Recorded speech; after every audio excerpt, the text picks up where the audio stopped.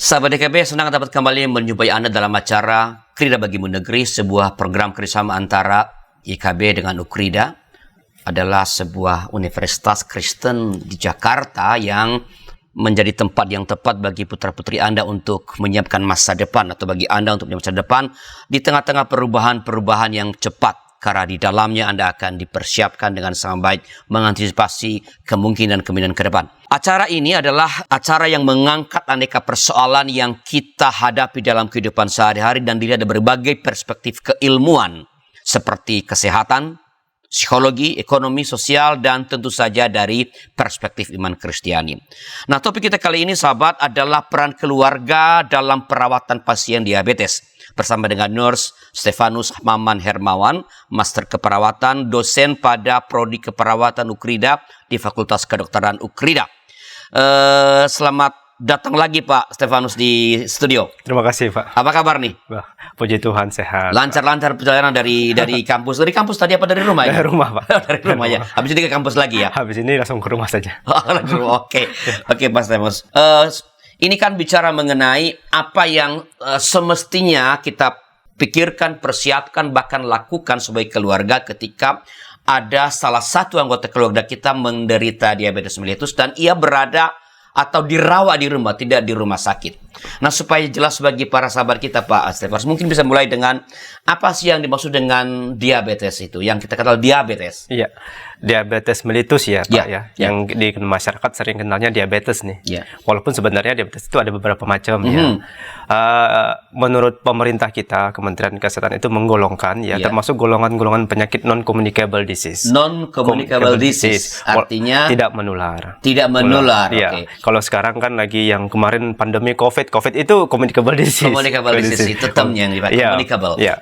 Tapi tidak maksud kita bicara tentang COVID, tapi yang non communicable juga hal penting, Pak. Iya. Bahkan yang memperparah itu gara-gara ada komorbid, salah satunya diabetes mellitus.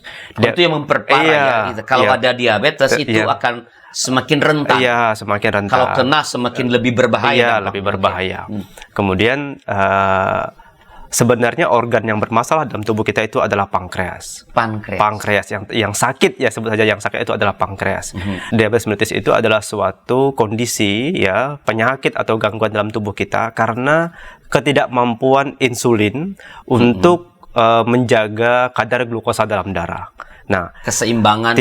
Keseimbangan. Nah, insulin tersebut ada dua jenis diabetes ini. Ada yang memang karena gaya hidup insulinnya, pankreas itu mampu mengeluarkan insulin tapi tidak mampu mengimbangi karena gaya hidup. Karena jadi, asupan maksudnya. Iya, asupannya terlalu banyak, jadi tidak mampu mengimbangi. Yang kedua, memang ada penyakit, salah satunya penyakit degeneratif ya, yang memang insulinnya sama sekali tidak diproduksi oleh pankreas. Sama sekali. Ya, kita sebut dengan diabetes mellitus tipe 1 biasanya. Tipe 1 itu tidak ada produksi insulin dari pankreas, tapi kalau tipe 2 ada produksi insulin oleh pankreas tapi tidak mampu mengimbangi kadar glukosa dalam darah. Nah, kenapa menjadi sebuah penyakit? Nah, karena tingginya kadar glukosa dalam darah itu tentunya muatannya di dalam darah. Sedangkan darah itu tugas utamanya adalah transport ya Pak, alat transportasi dalam tubuh kita. Makanan, oksigenisasi, itu sebenarnya dikirim oleh darah. Tapi karena darah sudah kebanyakan glukosa, ibarat bus itu, truk itu udah banyak muatannya Pak. Lambat jadi. Jadi selain lambat, muatannya udah penuh nih. Jadi oksigen dan nutrisi yang harusnya dibawa ke seluruh tubuh nggak dibawa. Jadi nggak dibawa. Makanya identiknya apa Pak? Orang sakit diabetes mudah lapar, mudah haus, lemes. Lemes itu karena apa? Yang lemes itu karena apa? Karena nutrisi tadi tidak sampai ke otot dan tulang. Lemes kan? Matanya ngantuk, tidak sampai nutrisinya sampai ke mata. Jadi ngantuk ya, badan lemes dan sebagainya. Jadi yang seharusnya sekali lagi karena tidak mampu diseimbangkan ini glukosa di dalam darah, sehingga darah kelebihan glukosa sehingga tidak mampu membawa nutrisi oksigen ke seluruh jaringan tubuh kita. Iya, seperti itu. Nah, untuk tadi mengetahui ini diabetes golongan 1 atau 2, Apa harus pemeriksaan, Pak? Ada pemeriksaan. Ada pemeriksaan laboratorium ya? Ya, kalau ini pengalaman saya dalam merawat pasien ya Pak ya. Kalau diabetes mellitus tipe 1 itu kan saya lebih sering ketemu itu pada anak-anak ya Pak ya. Anak-anak ya, karena memang udah ketahuan dari awal ya. Karena juga memang ada penyakit degeneratif dan juga beberapa ada infeksi yang memang sehingga menimbulkan penyakit ya. Tapi kalau tipe 2 itu lebih kepada lifestyle ya. Gaya hidup yang memang konsumsi gula berlebihan. Kalau pada anak-anak tadi yang tipe 1 itu apa yang bisa dilihat kasat mata bahwa kemungkinan dia menderita diabetes? Kalau anak itu selama ini, kalau pengalaman saya Pak ya, orang tua tidak tahu. Tidak tahu. Sudah taunya sering batuk, terlambat, sering pilek ya. Jadi gejala-gejala seperti infeksi yang terlalu lama. Sehingga ini kok tidak batuk diobatin batuknya, pilek diobatin pileknya, demam diobatin demamnya, tapi kok berjalan terus-menerus, daya tahan tubuh kok selalu turun ya. Begitu dicek kembali termasuk ya udah dalam kondisi kronis Pak. Dalam kondisi kronis rupanya ada diabetes mellitus. Nah, kalau tipe 2 itu lebih banyak orang dewasa nih Pak, gaya hidup. Terlalu banyak makan enak ya. Terlalu banyak makan enak. Ya, dan juga kurang olahraga, betul. Itu betul-betul hal yang memang di masyarakat kita sering terjadi. Ya, terlalu sibuk ya. Terlalu senang makan. Terlalu sibuk. Jadi waktu untuk olahraga di skip. Iya. Ya, besok lagi. Iya. Oke. Seperti itu.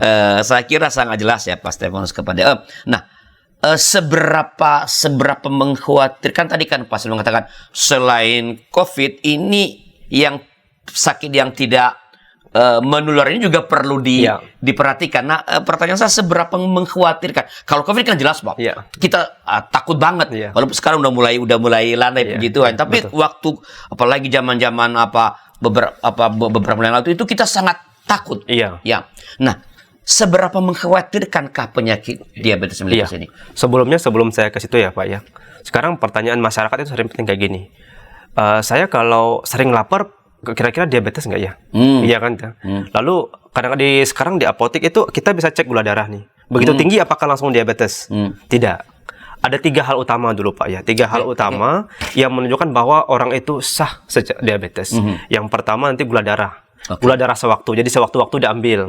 Nilainya itu normalnya 150 sampai 200 milimol seperti itu. Tanpa puasa itu ya? Iya, tanpa puasa. Nanti setelah itu baru ada Bapak udah pinter nih gula darah puasa.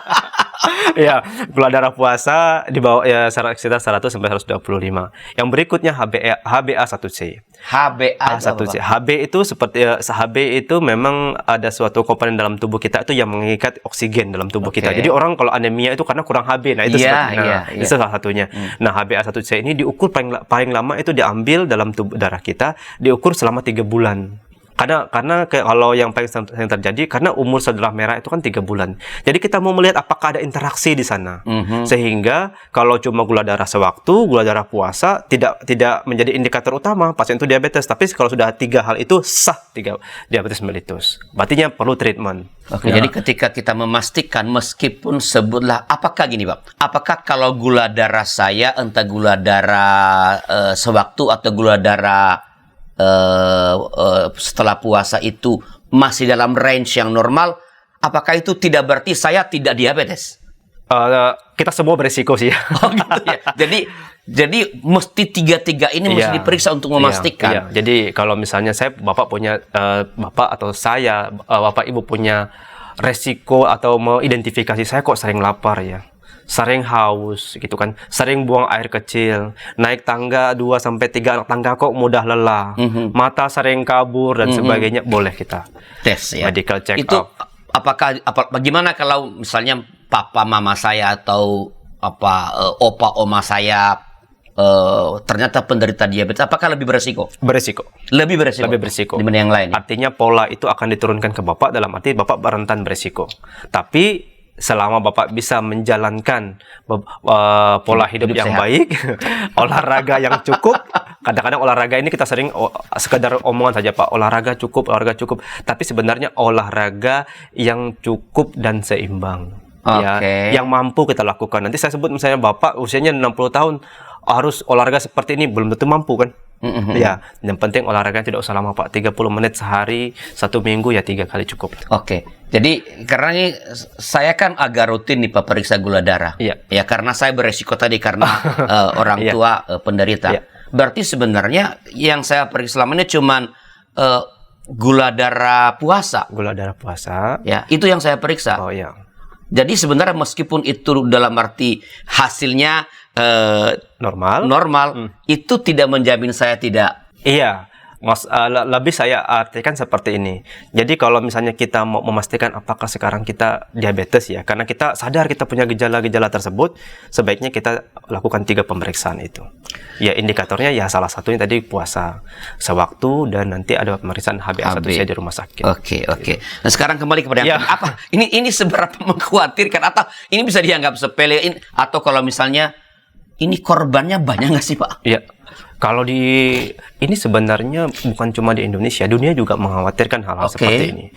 Bahkan di Amerika Serikat itu ada namanya asosiasi, ya American Diabetes Association. Artinya Asosiasi Diabetes Amerika. Di situ memang banyak update-update ilmu ya yang kita ikuti selama ini.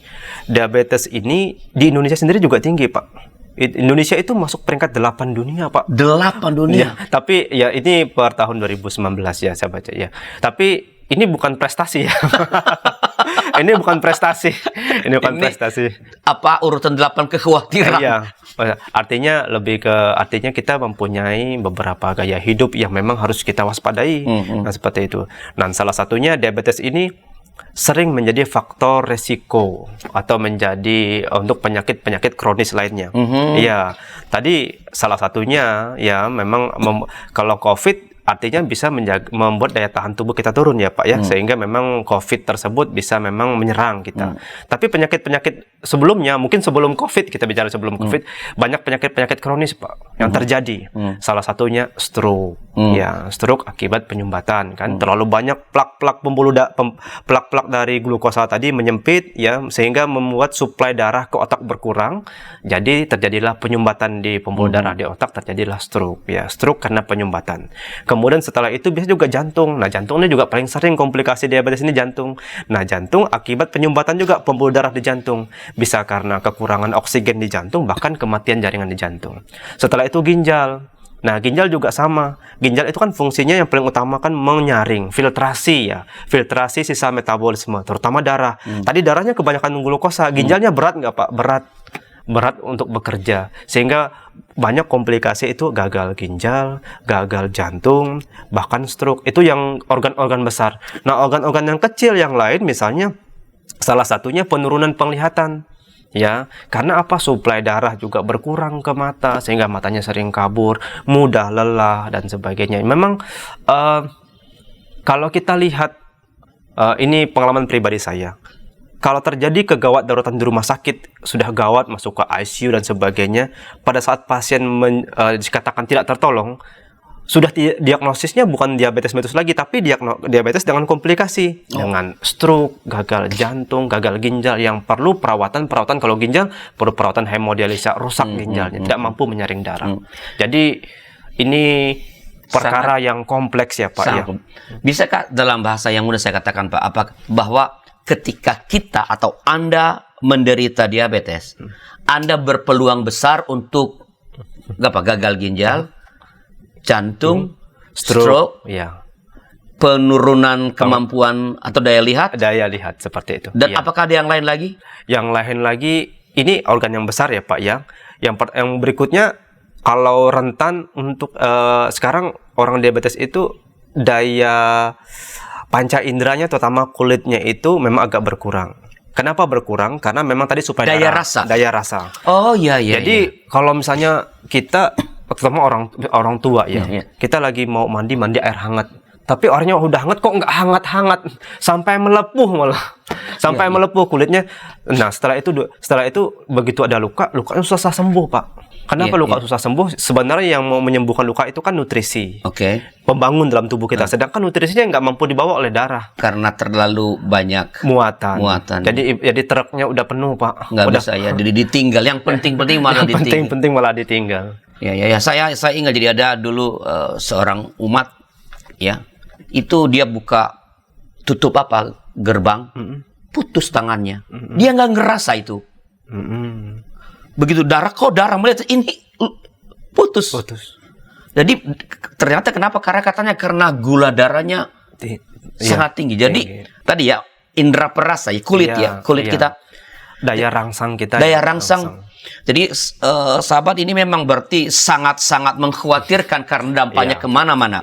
Nah, kalau begitu apa saja yang perlu kita lakukan bila ada keluarga kita yang menderita diabetes dan dia dirawat di rumah setelah beberapa informasi berikut ini?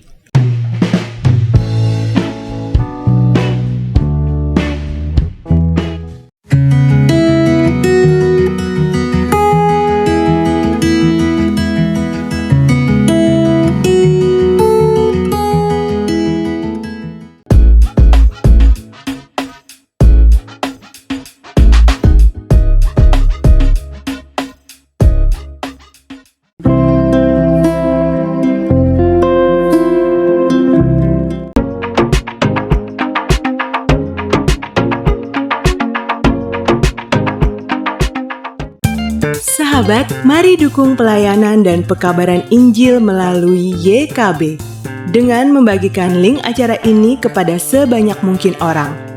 Dukungan juga dapat saudara lakukan dengan mentransfer dukungan finansial ke rekening BCA ke nomor 450 305 2990 450 305 2990 atas nama Yayasan Komunikasi Bersama.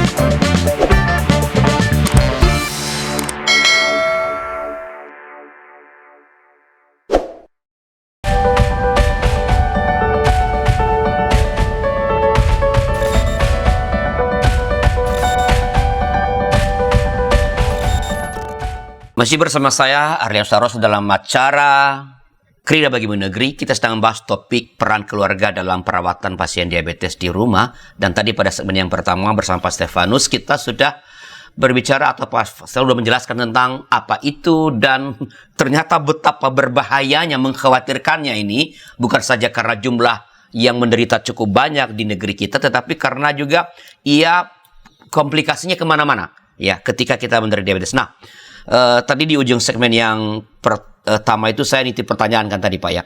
Apa saja yang perlu dilakukan? Kita mau langsung nih praktisnya Pak. Yang perlu dilakukan oleh keluarga bila di rumah ada orang yang menderita diabetes. Perkara merawat pasien diabetes di rumah ya Pak ya. Ini polemik di masyarakat juga. Polemik karena polemik di masyarakat juga. Dan juga memang kita harus, saya sebut saja keras ya Pak. Dengan orang diabetes itu keras. Karena sekali lagi yang mengkhawatirkan itu komplikasinya. Untuk menjaga komplikasi itu yang pertama, ada 6 ya Pak. Ada 6. Okay. Ada 6 hal yang memang setidaknya ya Pak ya kita lakukan dalam mendampingi ya Pak, sebut saja mendampingi pasien di rumah ya dalam berbagai kondisi ya. Ada yang benar-benar sehat seperti kita, ada yang mungkin hanya bisa berbaring atau duduk saja ya. Tergantung dengan tingkat usia dan ketahanan tubuhnya. Yang pertama saya mau soroti tentang tata laksana atau tata kelola tentang makanan, nutrisi. Ya, nutrisi atau sebut saja ya pola makan. Pola makan. Nah, saat ini walaupun sudah berkembang di masyarakat kita, itu kan sumber informasi kan banyak ya Pak ya. Orang diabetes juga udah bisa baca. Ya, keluarga juga sudah bisa baca tentang, katanya sering didengarkan jaga pola makan. Nah, jaga pola makan itu jangan makan gula. Padahal gula itu kan produknya kan karbohidrat. Jadi bukan cuma di gula sebenarnya, produk karbohidrat ya. Nasi dan sebagainya. Dan kawan-kawan ya. Nasi dan kawan-kawan. Nah, saking mereka untuk takut makan nasi, takut makan gula, ya terlalu sedikit. Ya, terlalu sedikit. Ya, yang pertama jaga pola makan, berarti batas ya kalau misalnya natrium gula itu karbohidrat itu paling tidak 130 gram per hari. 130 gram Jadi, per hari. Kita kan nggak pernah nimbang ya Pak ya. Gitu. Kalau nasi seberapa sih itu? Kalau 130 gram berapa ya Pak? Ya mungkin 1 sendok nasi. 1 sendok nasi. Ya, tapi kan sekarang orang banyak modifikasi, ada yang pakai keladi lah dan sebagainya. Sama saja bukan? Sebenarnya ya itu produk-produk karbohidrat juga ya Pak ya. Artinya karbohidrat jangan sampai kita nggak ada juga. Karena tubuh kita juga butuh karbohidrat itu. Energi ya Pak? Butuh, karena memang sumber energi ya. Karena kedepannya akan diambil ke organ lain nih. Kalau memang tidak ada, nah organ-organ itu. Nah, setelah berikutnya, saya lanjut dulu ya Pak ya. Berikutnya tentang lemak Pak ya. Lemak itu kan sebenarnya tubuh kita juga perlu lemak ya. Lemak, tapi harus kita ingat kita perlu lemak yang cukup ya, tidak berlebihan. Kadang-kadang yang produk-produk lemak itu kita sering lemak itu ke daging Pak. Daging ya, daging itu kita pikir lemak, apalagi daging yang ada lemaknya, ada kulit-kulitnya itu ya. lebih enak Pak. Ya, lebih enak.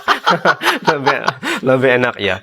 Tapi sebenarnya itu hanya peringkat kesekian itu. Oh ternyata. Yang banyak yang lemaknya. Nah sekarang menurut beberapa penelitian yang saya baca, yang tinggi lemak itu ya memang produk keju dan olahannya.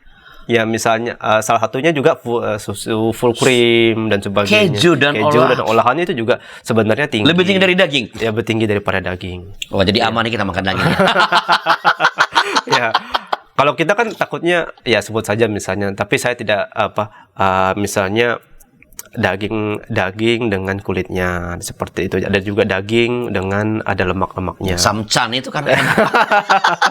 Ya, jadi artinya perlu kita batasi. Jadi paling tidak ya mungkin 20-25% saja lemak itu yang bisa bisa kita cukupi ya. 20 dari keseluruhan Ya, menu kita. Iya, menu kita. Artinya kita juga saya tidak, misalnya memang sekali lagi kita memerlukan lemak itu, tapi dalam arti kita harus bisa menyeimbangkan, mengingat kondisi pasien. Tapi ya kalau saya terus terang saja, sebaiknya ya jangan, kalau sedang diabetes ya susu kental manis mungkin dibatasi Pak.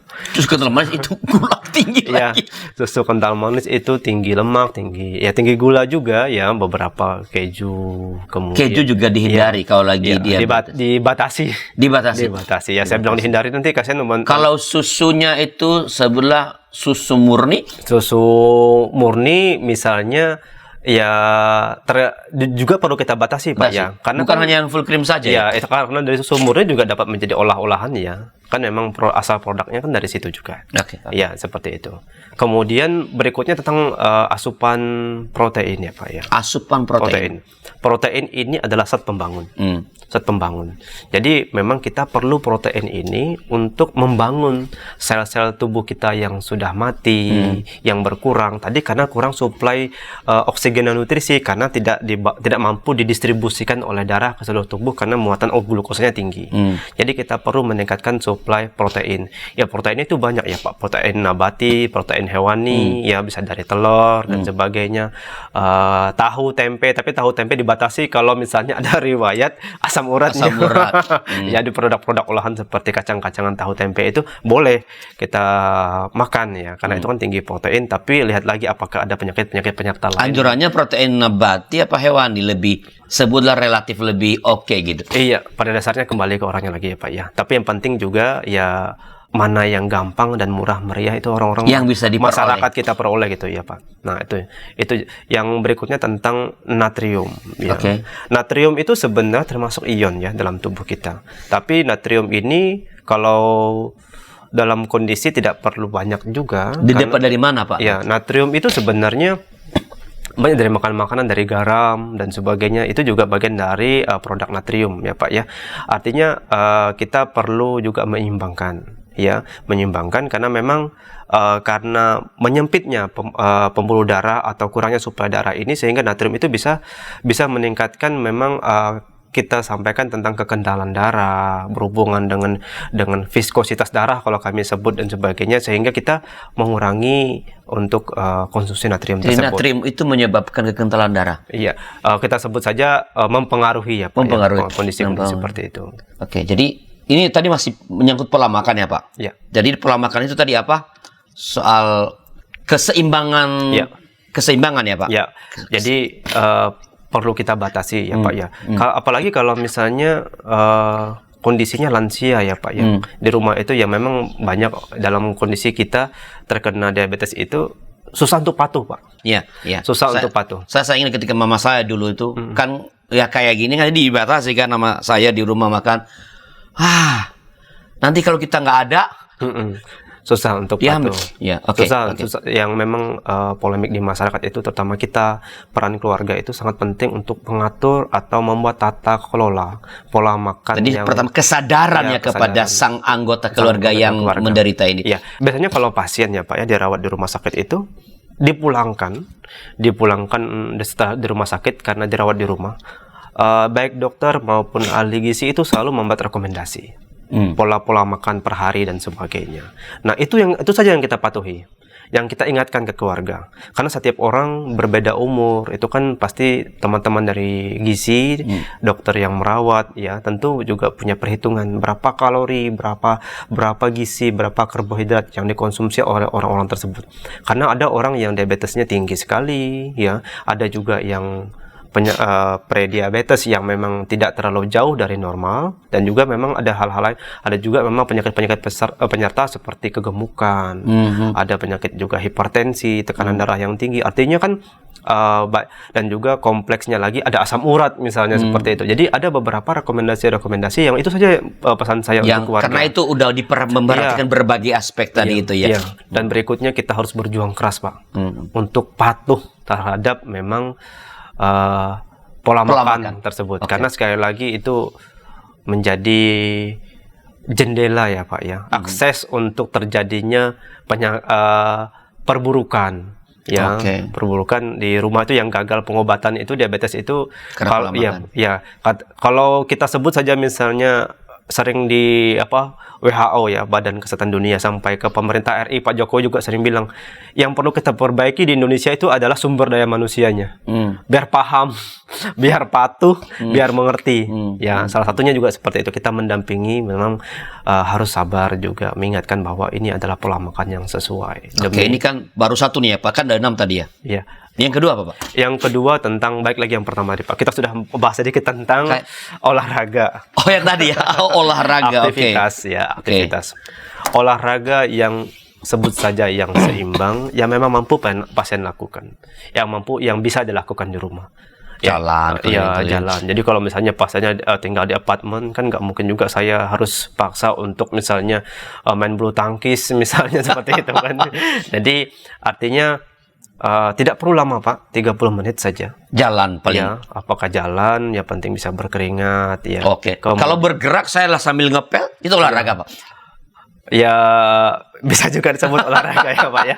Ya, kalau paling tidak 30 menit ya sehari, dan tidak paling tidak 3 kali seminggu. 3 kali seminggu. Berarti seminggu 90 menit paling tidak. Dan juga beberapa hal juga ya bisa kita lakukan kalau olahraga di tempat. Misalnya salah satu sekarang kan banyak penggiat diabetes itu ada yang menganjurkan untuk yoga, dan itu termasuk yoga. Iya, termasuk juga. Yoga kan tidak berkeringat Pak. Iya, artinya ada beberapa kita berusaha untuk mengatur pola nafas, bergerak yang minimal, tapi bisa membuat distribusi oksigen darah itu bisa maksimal ke seluruh tubuh kita. Yoga membuat oksigen lebih. Saya belum baca penelitian yang sebenarnya efektivitas yoga terhadap penyakit, tapi memang sudah banyak. Saya sudah beberapa artikel saya baca memang efektif ya Pak ya.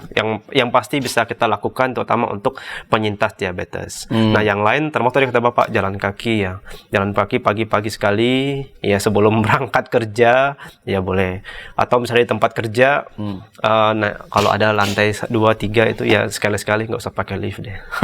Jadi kalau kita di sini udah naik Pak. Iya, sudah lantai 4 ya katanya. Iya, paling tidak ya karena lumayan Pak, naik sekali turun sekali, nanti siang naik sekali turun sekali. Boleh, artinya boleh tidak mesti sekaligus 30 menit?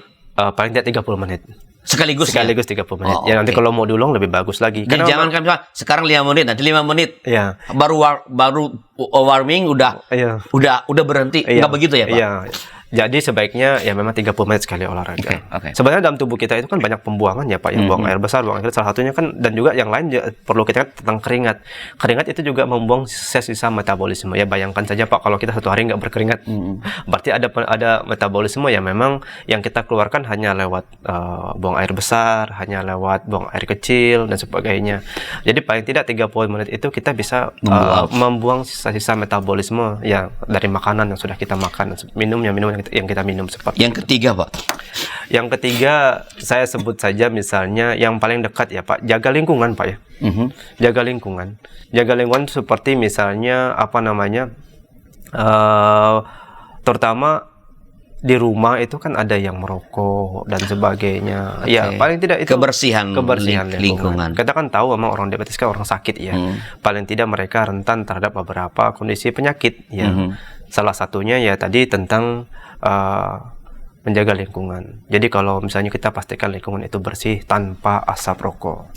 Tanpa asap rokok. Jadi kadang-kadang itu juga menjadi masalah Pak ya, menjadi masalah karena memang mereka rentan Pak. Sekali lagi, kenapa mereka rentan? Karena mereka tadi sekali lagi nutrisi yang mereka makan, oksigen mereka kan kurang seluruh tubuh. Artinya mereka ya mudah lelah, mudah capek. Dan itu memperburuk sih keadaan mereka. Jadi kalau misalnya, karena memang beberapa penelitian mengatakan kalau rokok ini yang berbahaya juga pasifnya juga ya. Ada yang merokok dan sekitarnya ada rokok pasifnya. Jadi apa yang tadi mudah terkena radang paru, sebut saja bronkopneumonia, kemudian juga ada bronkitis, sampai mungkin bahkan bisa menimbulkan asma dan sebagainya. Nah, jadi kebersihan lingkungan perlu kita jaga. Keempat nih Pak. Keempat yang penting juga nih Pak. Kadang-kadang keluarga juga atau obatnya. Obat. Nah, obat ini juga tidak kalah pentingnya. Jadi selain makanan, pasien juga harus kita ingatkan obat-obatan dia. Rutin minum, ya. Artinya sebenarnya kalau kita lihat penyakit ini kan penyakit yang nggak ada kumannya. Artinya kan memang daya pankreas itu tidak bisa memproduksi insulin atau tidak memproduksi tapi tidak mampu.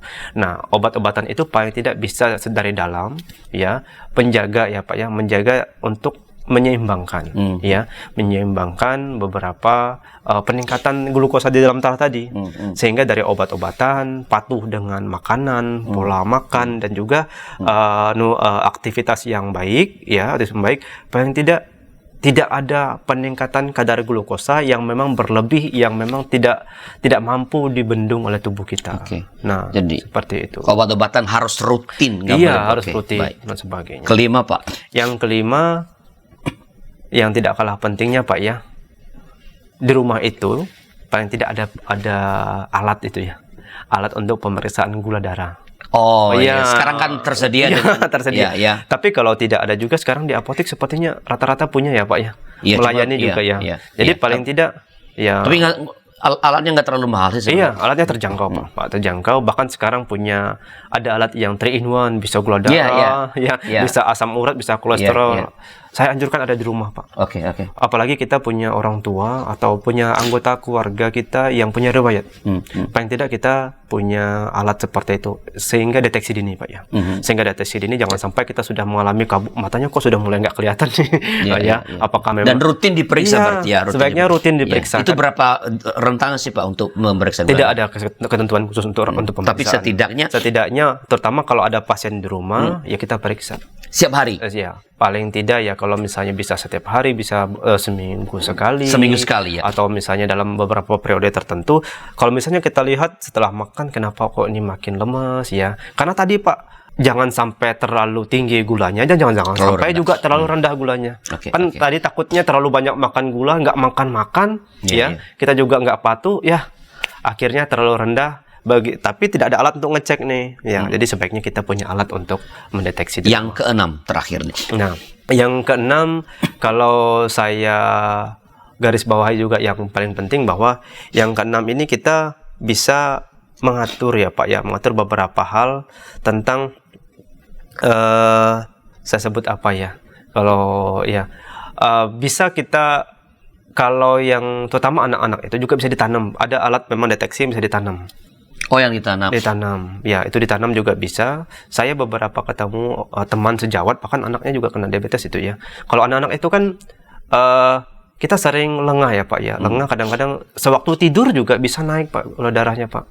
Waktu tidur juga naik gula darahnya. Jadi kita juga waktu tidur, kita kalau anak ya Pak, kita juga harus cek juga. Jadi ada seperti alat yang ditanam di kulit gitu ya, yang bisa jadi indikator bahwa ada indikator untuk kondisi gula darah anak tersebut. Jadi apa namanya, memiliki atau alat deteksi ya. supaya tidak, kalau meningkat besar itu jangan sampai kita terlambat mengetahuinya. Dan salah satu dan berikutnya tadi Pak, yang 6 selain itu juga tentang terapi ya Pak ya. Terapi itu sebut saja insulin. Insulin. Nah, insulin itu saat ini masyarakat kita, keluarga tuh sudah diedukasi Pak. Diedukasi cara nyuntik insulin. Nyuntiknya itu di otot, macam-macam posisinya. Mungkin bisa di paha, bahkan bisa ke organ otot lain. Kalau misalnya produk itu juga bisa kita beli di apotek ya, dan juga menggunakan resep dari dokter dan juga beberapa dosisnya. Biasanya kalau kita pulang tuh sudah diingatkan dosisnya oleh dokter yang memberikan kita. Nah itu juga kita ajarkan. Misalnya kalau kita di rumah sakit, dan juga kalau misalnya di rumah, keluarga harus belajar. Jadi menyediakan insulin dan keluarga belajar bagaimana cara untuk baik. Jadi silahkan ketemu dengan tenaga kesehatan terdekat, belajar cara nyuntiknya seperti itu. Baik Pak, kita harus sejenak. Kita lanjutkan setelah beberapa informasi berikut ini.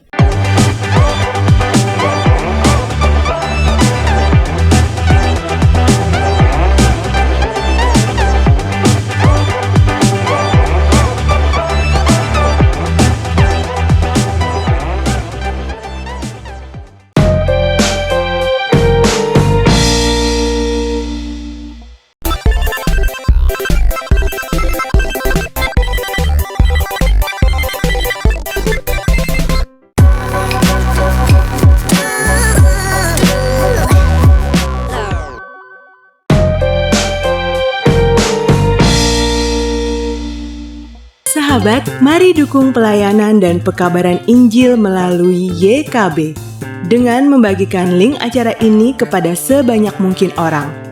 Dukungan juga dapat saudara lakukan dengan mentransfer dukungan finansial ke rekening BCA ke nomor 450 305 2990 450 305 2990 atas nama Yayasan Komunikasi Bersama.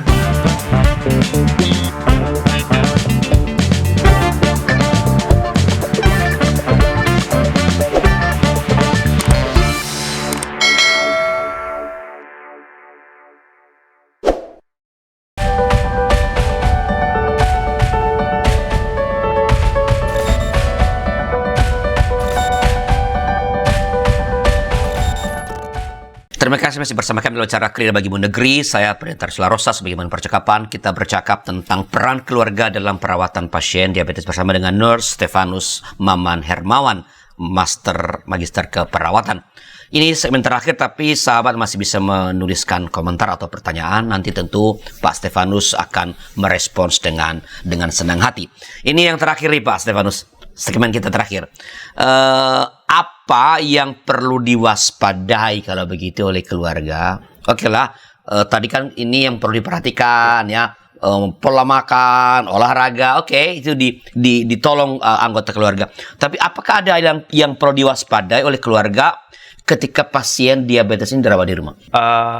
Saya sebut saja kita mencegah ke arah yang darurat ya Pak ya. Keadaan darurat. Ke arah gawat dan darurat. Darurat. Artinya ada kondisi yang memang di rumah itu bisa terjadi gawat dan darurat. Tapi akses sekarang memang dekat ya rumah sakit ya. Tapi paling tidak kita keluarga bisa mengidentifikasi.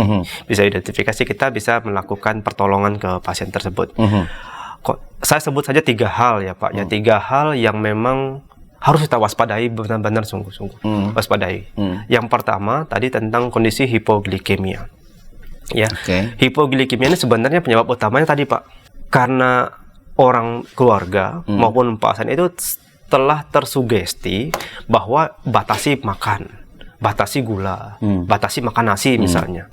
Jadi ada rasa takut yang berlebihan Pak, berlebihan untuk makan makanan tersebut, sehingga mungkin sama sekali nggak berani makan, ya. Atau sangat sedikit sekali makan, sehingga glukosanya memang kurang, namanya hipoglikemi.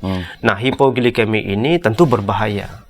Berbahaya dalam tubuh kita. Artinya tubuh kita ya memang sekali lagi butuh tenaga ya, sumber tenaga dari glukosa, dari karbohidrat tersebut tubuh. Tapi sekarang bayangkan kalau tidak ada glukosa, hipoglikemi, tubuh kita ya pasti ya tidak bisa bertahan, dalam arti ya memang pasti lemah ya. Lemah, kemudian ya memang berisiko terjadi perburukan Ya, jadi yang saya ingatkan jangan sampai terjadi hipoglikemi. Tadi ada alat di rumah, tiba-tiba pasien kok kayaknya dipanggil kok nggak bangun-bangun ya. Kayaknya tidur tapi kok susah bangunnya gitu ya. Artinya itu ada penurunan. Cepat-cepat diperiksa gula darahnya. Takutnya hipoglikemi. Itu kalau dampak paling buruk kalau kita tidak sadari bahwa anggota keluarga kita sedang mengalami hipoglikemi apa? Ya penurunan kesadaran, Pak. Bisa nggak sadar sama sekali? Iya, bisa tidak sadar sama sekali. Oh iya? Iya, saya beberapa ketemu pasien ya, masuk ke rumah sakit itu karena tadi takut makan ya, takut makan gula. Jadi kadang-kadang keluarga kok sering tidur ya, sering tidur, bangun juga susah dibangunkan. Tapi memang rupanya tidak makan gula karena tidak punya tenaga. Tidak punya tenaga sehingga kan tubuh kita ini kan butuh ya Pak, otak, paru, jantung, mata, tulang, dan ototnya kan butuh nutrisi, butuh gula ya. Sehingga ya sudah, artinya itu menjadi kelemahan yang berlebih ya, sehingga tubuhnya memang tidak mampu ya, tidak mampu untuk bergerak, bawaannya tidur saja. Sekarang kalau pasiennya cuma mampu berbaring saja, makan tidak mau ya, beraktivitas juga tidak bisa, buang air besar ke toilet juga tidak bisa. Artinya apa? Keluarga juga kan yang direpotkan. Yang berikutnya tentang kegawatan kedua itu sebut saja ketoasidosis.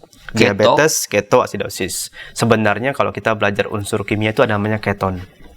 Nah, sebenarnya yang paling sering tubuh kita ini ya Pak ya, karena tidak mampu suplainya tadi tidak membatasi glukosa, akhirnya tidak cukup, sehingga tubuh kita tuh mengambil dari organ-organ yang lain, dipaksa gitu, ngambil dari hati misalnya, sehingga tapi efeknya apa Pak? Efeknya ada racun dalam tubuh kita, detoksifikasi. Nah, detoks itu dalam bentuk keton. Nah, kalau yang kita waspadai gejala khasnya, bau nafasnya itu seperti buah. Seperti buah-buahan. Itu sebenarnya sudah menunjukkan ke arah kegawatan, Pak. Sudah ada, kita sebut saja bahwa sudah ada komplikasi. Ya, komplikasi. Jadi kalau misalnya pasien itu, jadi tubuh kita ini kan butuh apa ya? Butuh, walaupun memang sakit glukosa, tapi kan tetap butuh. Nah, tapi kan kita terlalu membatasi tadi. Akhirnya apa? Organ-organ yang sekitar dipaksa untuk mengeluarkan gula juga. Tapi efeknya akan ada residu. Akan ada misalnya sisa-sisanya. Akhirnya itulah menimbulkan keracunan. Ya, keracunan. Nah, berikutnya adalah namanya hipersmolar. Nah, hipersmolar sindrom ini, kalau tadi sebut saja gula darah puasa, gula darah sewaktu 100 sampai kalau 150 sampai 200 misalnya. Kalau yang sewaktu gula darah puasa. Nah, ini kalau kita cek gula darah orang yang diabetes itu di bawah 60. Iya, artinya juga sama. Tubuh kita itu mengalami kekurangan glukosa, ya, kekurangan glukosa. Karena apa? Tadi karena terlalu kita membatasi. Terlalu membatasi juga, dan juga selain terlalu membatasi, terlalu tinggi gula darahnya. Terlalu tinggi. Jadi gula darah yang terlalu tinggi tidak mampu nih Pak, tidak mampu membawa nutrisi. Ya, bisa jadi seperti itu awalnya. Nah, begitu saking tingginya kita takut nih, sama sekali kita takut. Jadi gula darah terlalu bawah, terlalu rendah. Ya, sehingga tubuh kita sama sekali tidak ada glukosa, tidak ada sumber tenaga. Ya, itu juga bisa berbahaya ya, berbahaya. Jadi tubuh kita ini sebenarnya dalam kondisi gawat, tubuh kita itu punya alarm bahwa ini kurang glukosa loh, badan ini kurang glukosa, badan ini kurang glukosa, dan juga tapi glukosa itu karena kebanyakan tadi, karena kekurangan makanan, jadi dipaksa gitu ya, sekali lagi dipaksa. Nah, jadi sehingga organ-organ yang lain juga karena dipaksa bisa juga mengalami kelelahan juga, bisa juga mengalami kerusakan juga, selain tadi timbul adanya racun dalam tubuh kita. Jadi ada 3 hal itu kalau memang yang sering kegawatan. Tapi yang bisa gampang diketahui berarti yang kedua Pak ya, yang ketoasidosis tadi ya? Iya, ketoasidosis sebenarnya yang berikutnya yang memang 3 itu pasti penurunan kesadaran Pak, lemah. Oh itu kan, kalau itu kan tadi apa, nafasnya berbau buah. Itu kan gampang tercium ya. Iya. Kalau dan juga misalnya apa namanya kondisi-kondisi lain, pasien ini kan terutama untuk yang hipersmolar ya Pak ya. Kalau kita lihat baik hipersmolar maupun diabetes ketoasidosis itu sebenarnya adalah kondisi yang kalau sudah sampai di situ sangat rentan ke arah perburukan Pak, ke arah kematian. Nah, ya, memang kalau kita lihat, kalau kita di ruang ICU, pasien diabetes itu masuk dengan diabetes mellitus, begitu masuk ke ICU, begitu pemeriksaan laboratorium dan sebagainya, dokternya sudah buat diagnosis diabetes ketoasidosis, artinya sudah ada komplikasi di situ. Artinya sudah ada detoksifikasi ya di dalam tubuhnya. Yang pasti ya pasiennya apa yang terjadi, organ-organ besar ya Pak ya. Yang kita takut tuh organ-organ besar yang ikutan rusak. Tadi organ besar kita apa? Jantung, paru, otak, ginjal, itu yang memang, karena memang tubuh kita itu tidak ada satupun bagian tubuh kita tuh yang tidak butuh nutrisi. Ya. Ginjal memang butuh nutrisi untuk memfiltrasi. Tapi kalau cuma 60, jadi kalau glukosanya kurang, ginjal kan tidak bisa kerja, Pak. Air yang harusnya dibuang, racun yang harusnya dibuang, ya ditahan. Ditahan, akhirnya apa? Ya udah diputar lagi ke seluruh tubuh kan, Pak ya. Sekarang ada juga seperti itu. Kemudian apalagi jantung misalnya, jantung itu kan seperti otot yang mau memompa darah ke seluruh tubuh. Tapi kan jantung juga butuh nutrisi untuk memompa darah ke seluruh tubuh. Sekarang bayangkan kalau jantungnya lelah, jantungnya capek, tidak ada suplai ke seluruh tubuh. Dia nggak bekerja ya. Akhirnya apa? Yang paling terasa apa? Otak. Ya. Otak kurang suplai oksigen. Iya, makanya kita sering bilang orang darah tinggi misalnya kan, kenapa kok pusing ya? Karena memang otak itu butuh nutrisi lebih banyak. Sebenarnya bukan cuma otak ya, bukan cuma pusing ya Pak ya. Badannya lemah. Kenapa badannya lemah? Karena nutrisinya ke otot dan tulang kurang. Matanya kenapa kabur? Ya kan memang nutrisi ke matanya dan organ penglihatannya kurang. Jadi sebenarnya kalau gula darah entah gula tinggi, entah gula rendah, sama-sama bikin badan lemas ya Pak ya. Karena kalau tinggi kan nggak bisa nganter. Kalau kekurangan ya nggak bisa bekerja. Tidak bisa bekerja. Oke Pak Stephen, ini pertanyaan saya yang terakhir nih Pak. Ini kan tadi soal hipoglikemia, ketoasidosis, apalagi itu hypersmall syndrome. Nah, itu kan yang perlu diwaspadai ya. Itu kan Nah, apa yang itu semua kan bicara mengenai keadaan gawat dan darurat ya Pak. Nah, apa yang perlu dilakukan untuk mencegah terjadinya kondisi gawat dan darurat ini? Ini ada 6 lagi nih Pak. Wah, silakan. Ya, ada 6 lagi. Yang pertama Pak, saya seperti mengulang ya Pak ya, yang sudah saya sampaikan sebelumnya. Yang pertama patuhi pola makan, patuhi obat-obatan.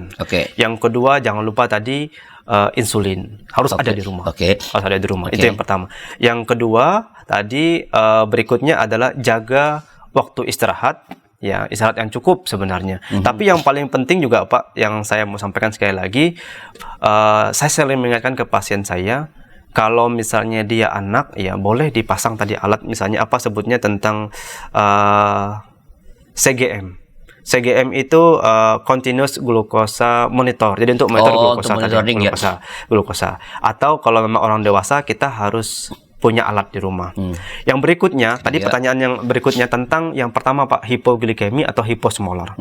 Sekarang gimana ceritanya tiba-tiba karena takut makan, glukosanya terlalu drop nih. Sediakan beberapa, sebut sajalah makanan-makanannya tiba yang bisa banyak gula. Permen. Iya, yang paling yang seperti permen atau ya minuman manis gitu ya, teh manis. Bikin teh manis. Ya langsung dibikin Pak. Ya, itu langsung akan menaikkan ya? Ya, langsung diminum. Jadi kalau misalnya pasiennya sudah jelas-jelas kita cek hipoglikemi gitu ya. Hipoglikemi, artinya gula darahnya bawa drop sekali, ya paling tidak ada permen atau misalnya minuman manis ya. Jadi walaupun 1 gelas seperti ini ya jangan dihabisin dulu Pak. Nanti kebanyakan lagi. Seperempat dulu atau misalnya kita sampai ke yang berikutnya. Saya sering bilang Pak, termasuk pasien maupun keluarga pasien ya hindarilah Pak. Hindari pola-pola hidup yang tidak sehat. Merokok atau menghindari asap rokok dan juga alkohol. Alkohol. Yang terakhir tadi tentang, saya ingatkan lagi Pak, tentang olahraga. Nah, olahraga ini kalau misalnya kita punya orang tua di rumah diabetes ini, kita sudah anjurkan olahraga. Tapi kita harus ingatkan juga, setelah olahraga itu kita bisa melihat gejala-gejala atau bisa melihat hal-hal yang timbul. Karena sekali lagi saya mengingatkan, olahraga itu relatif. Tidak semua orang patuh dengan metode olahraga tertentu. Nah, saya ingatkan, olahraga yang mampu, yang bisa yang pasien lakukan, yang seimbang. yang seimbang. Nah, berikutnya kita harus lihat kira-kira kalau misalnya pasien 20 sampai 30 menit berolahraga, ada gejala-gejala tidak? Apakah pasien tiba-tiba langsung capek, lelah? Karena memang kalau sudah ada komplikasi sampai ke jantung, itu pasiennya memang tidak mampu, Pak. Naik anak tangga juga pasiennya udah ngos-ngosan. Itu juga jangan kita paksakan. Berarti kita harus menyiapkan memang olahraga yang memang yang kadarnya kita kurangi gitu ya. Disesuaikan dengan kondisinya. Jadi jangan sekedar kita mengajukan olahraga, tapi kita lihat juga setelah olahraga itu apa yang terjadi. Bahkan kalau perlu tadi setelah olahraga kita cek lagi gula darahnya. Iya, gula darahnya. Jangan sampai tiba-tiba olahraga ada gula darahnya terlalu drop misalnya sebagainya. Karena sekali lagi diabetes mellitus itu bukan cuma perkara tingginya kadar glukosa dalam darah, tapi rendahnya juga. Yang sering kita kurang pahami. Jadi kita tuh takut terlalu tinggi, jangan makan gula, jangan makan nasi dan sebagainya terlalu banyak. Tapi akhirnya apa? Orang yang sakit diabetes udah ketakutan, udah tersugesti, takut sama sekali, sehingga apa? Terlalu tidak mengkonsumsi, terlalu rendah juga daya tahan tubuh dan beberapa penyakit-penyakit lain, kerusakan organ-organ yang vital bisa terjadi seperti itu, Pak. Baik, Pastor, ini penjelasan yang sangat lengkap ya bagi sahabat YKB. Mulai dari pemahaman tadi, lalu hal-hal yang perlu kita waspadai, karena ini memang mengkhawatirkan karena banyaknya orang yang terkena dan juga dampaknya kemana-mana ya, dan juga hal-hal yang kegawat dauratan di rumah dan apa yang dilakukan. Kami berharap ini menolong kita untuk mengasihi, melayani keluarga kita, anggota keluarga kita yang menderita diabetes mellitus, sehingga dengan kepedulian kita memperhatikan yang disampaikan oleh Nurse Stefanus tadi, kita menolong mereka untuk tidak memperburuk keadaan paling tidak ya, sehingga mereka boleh melewati hari-hari mereka dengan sukacita dan damai sejahtera. Terima kasih atas kebersamaan kita dan sampai jumpa pada episode yang akan datang. Tuhan memberkati.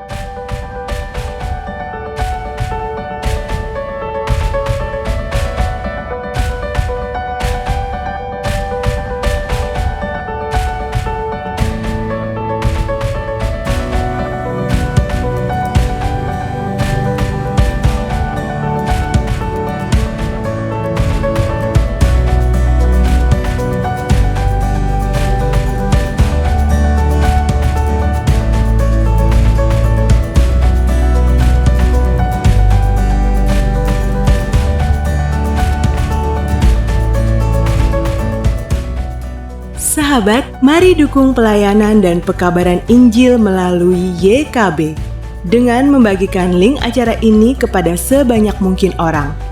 Dukungan juga dapat saudara lakukan dengan mentransfer dukungan finansial ke rekening BCA ke nomor 450 305 2990 450 305 2990 atas nama Yayasan Komunikasi Bersama.